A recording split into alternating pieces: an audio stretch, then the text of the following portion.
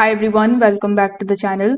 In this video, I'm going to show you how to open a PayPal account in Bahrain.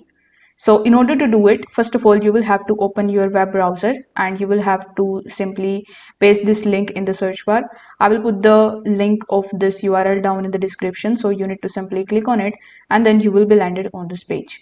Over here on this page, you will see a bunch of different countries with their respective flags. So this indicates that all of these countries are the countries in which PayPal is providing its services. So we need to find whether Bahrain is in the list or not. So you will have to search for Bahrain by pressing Ctrl plus F on your keyboard, and as you can see that in the Asia Pacific continent it is available. So you need to click on Bahrain and then it will redirect you on this page, which is the home page of PayPal. Now here click on the sign up option in the top right hand corner and select whether you want to open a personal account or a business account. Then you need to press continue in the bottom. On the next page, here you will have to make sure that your country is selected. Now provide your email address in this section and press next.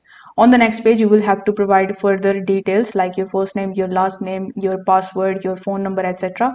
So you will have to give those basic details, and this way you will be able to easily open your account from Bahrain on PayPal.